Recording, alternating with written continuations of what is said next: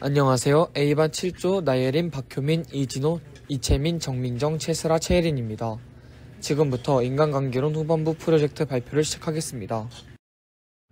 목차로는 인상형성, 교류분석이론, 소통이론, 역할이론, 성격장애, 사회교환이론, 빠른 판단, 소감이 있습니다.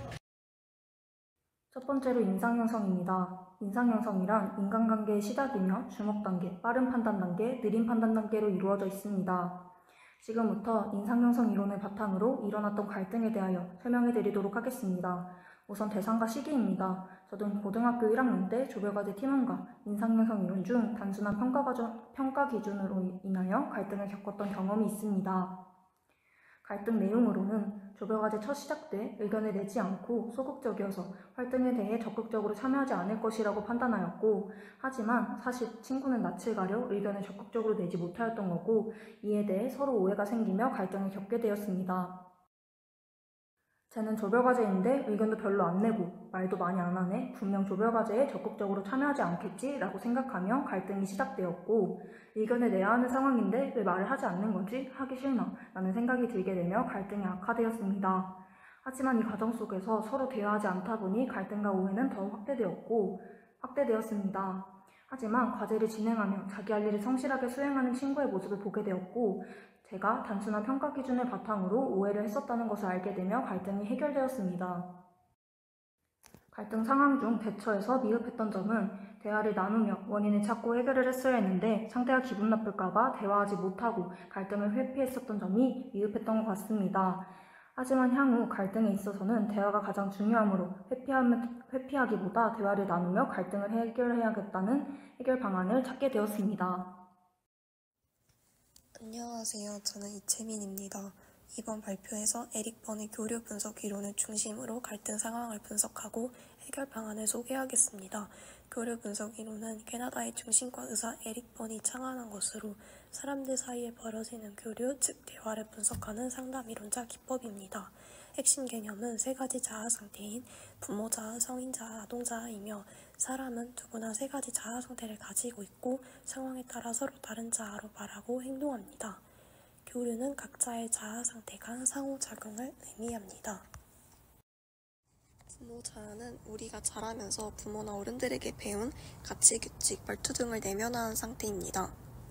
비판적 부모 자아는 규칙, 도덕, 사회적 기준을 강조하며 타인의 행동을 판단하거나 통제하려는 자아로 질서와 책임감을 중시합니다. 양육적 부모 자아는 타인을 돌보고 보호하려는 본능적 태도에서 비롯된 자아로 안정감과 신뢰를 주는 관계를 형성하는 것이 특징입니다.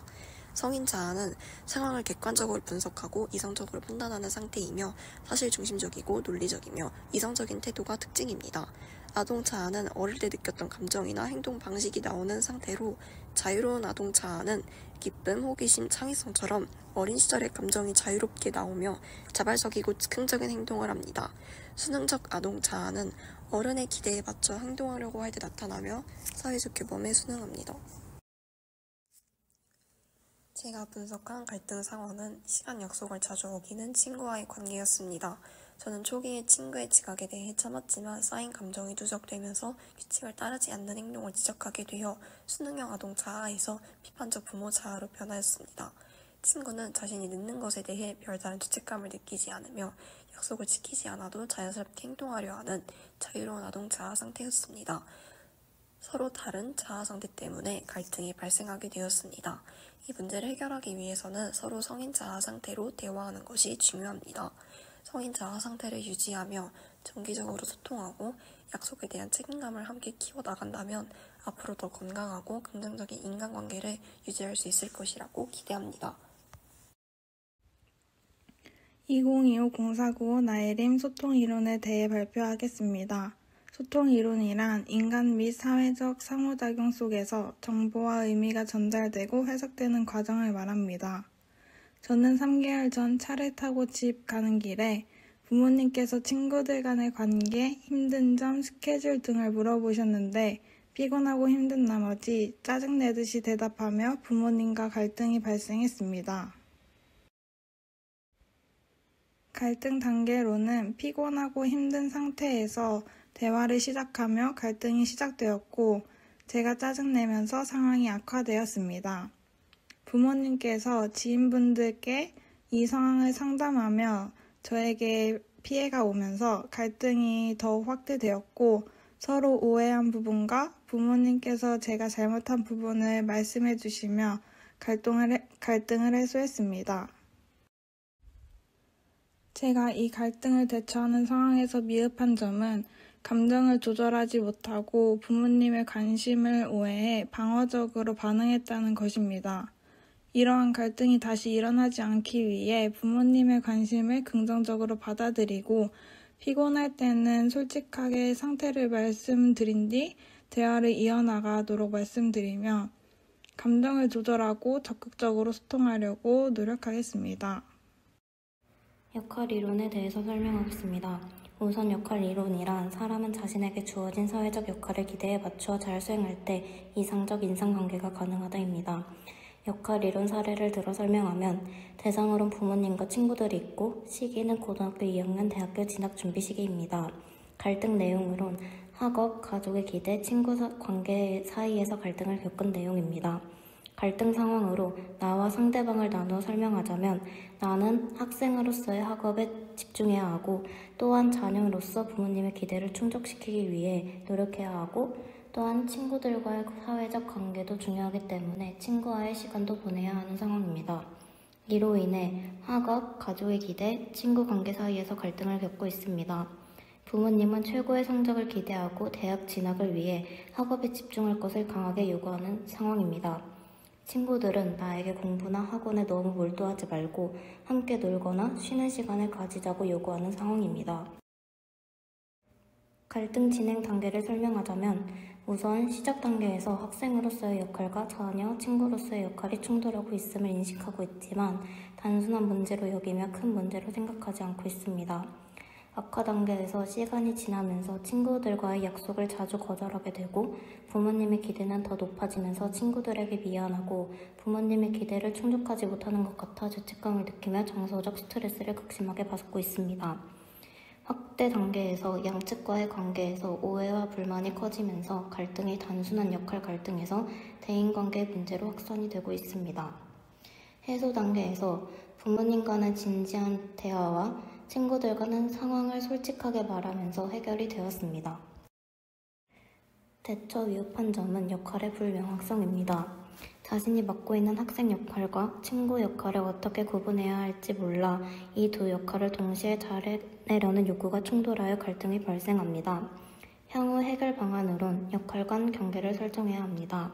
학생 역할과 친구 역할의 경계를 명확히 하고 학업에 집중할 때는 집중하고 친구들과의 시간은 따로 시간을 배분하여 만나야 합니다. 성격장애 이론입니다. 성격장애 이론이란 성격이 극단적으로 부적응적하여 사회생활에 심각한 문제를 야기하는 경우를 말합니다. 제가 고등학교 전학 후 처음 친해진 친구와 급속도로 가까워졌지만 다른 친구들과 교류하면서 친구가 서운함이 쌓여 발생한 갈등입니다. 특히 수학여행 중 반이 달라 함께 보내는 시간이 줄어든 상황에 갈등이 발생하였고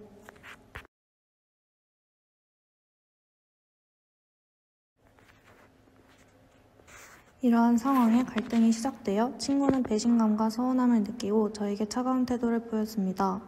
당시 저는 문제를 해결하기보다 회피하였고 결국 갈등이 확대되었습니다. 하지만 친구가 자신의 행동을 후회하며 사과하여 관계를 회복할 수 있었습니다.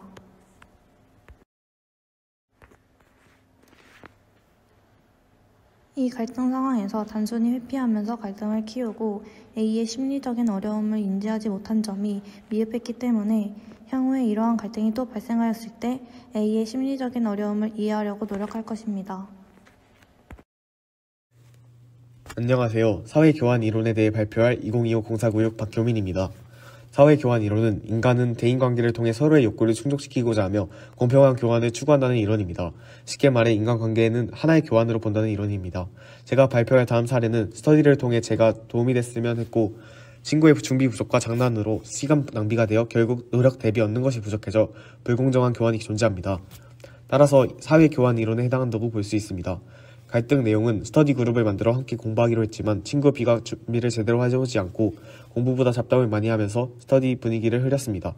저는 시간을 아껴 열심히 공부하려 했는데 B의 태도 때문에 시간만 낭비하는 것 같다 스트레스를 받았습니다. 갈등 상황은 저는 스터디를 통해 서로 부족한 부분을 채우고 함께 성장할 거라 기대했지만 B는 준비를 소홀히 해 시간과 에너지만 빼앗긴다고 느꼈습니다. 노력에 대한 보상이 없다는 생각에 점점 불만이 쌓였습니다.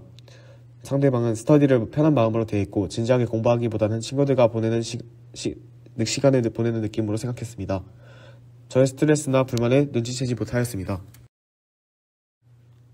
다음은 갈등 단계입니다. 갈등의 시작은 고3 여름방학, 친구 B와 스터디를 시작한 상황입니다. 친구 B의 반복적인 지각과 준비 부족, 잡담으로 집중이 굉장히 어려웠습니다. 그 다음으로 갈등의 악화입니다. 제 입장에서는 노력에 비해 얻는 보상이 매우 적었습니다. 또한 이로 인해 실망감과 스트레스, 불만 누적이 되어 불균형한 교환 관계가 발생했습니다. 갈등의 확대입니다. B가 숙제 없이 등장하고 이로 인해 감정이 폭발하고 직접적인 불만을 표출하였습니다. 이때 제3자의 친구에게 불만을 토로하였고 결과로 분위기가 악화되고 관계 단절의 조짐이 보였습니다. 마지막으로 갈등의 해소로는 같은 스터디 친구 C의 중재로 서로의 입장을 조율하게 되었습니다.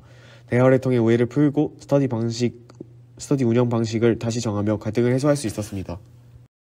마지막으로 대처 미흡 판정과 향후 해결 방안입니다. 초기에 불만을 솔직하게 표현하지 못하였고 참기만 하다가 감정적으로 폭발한 점에 있어 대처가 미흡했습니다. 앞으로 기대와 규칙을 미리 명확히 정하고 갈등이 생기면 초기에 차분하게 소통하며 균형 있는 관계를 유지하도록 노력해야 합니다. 안녕하세요. 저는 빠른 판단으로 인한 갈등 경험에 대해 이야기해보려고 합니다.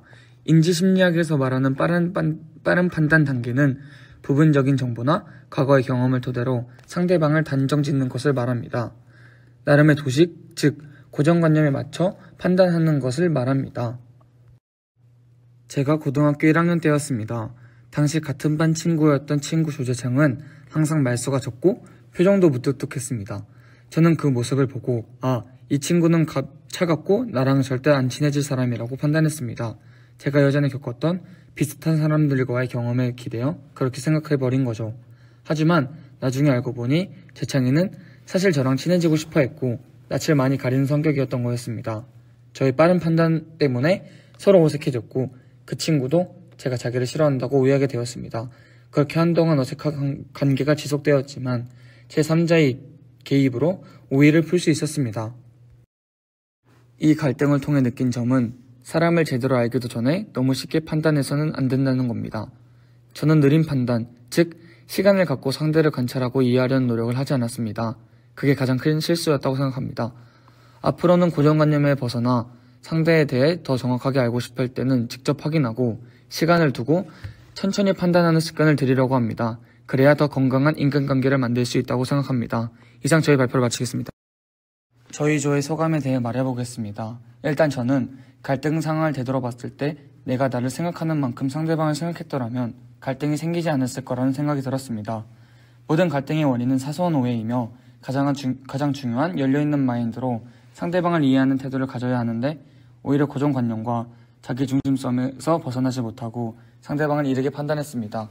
이를 계기로 반성하게 되었고 다시 한번 사람은 겉으로 판단해서는 안 된다고 생각했습니다. 저는 친구들과 싸운 적도 없고 다툰 일도 없어서 갈등이 별로 없을 줄 알았는데 인간관계론 시간을 통하여 다시 한번 생각해보니 갈등이 꽤 있었고 앞으로 좋은 인간관계를 형성해 나가야겠다고 이번 갈등 사례를 통해 관계에서도 노력과 보상의 균형이 중요하다는 것을 느꼈고 앞으로는 감정을 쌓기보다 솔직한 소통으로 문제를 해결해 나가야겠다고 다짐하였습니다. 갈등이 확대되지만 소통하고 조율하면 해결할 수 있다는 것을 다시 한 번 더 생각하게 되었고 앞으로 자신의 역할과 경계를 설정하여 이런 문제가 생기는 것을 방지하겠다는 생각이 들었습니다.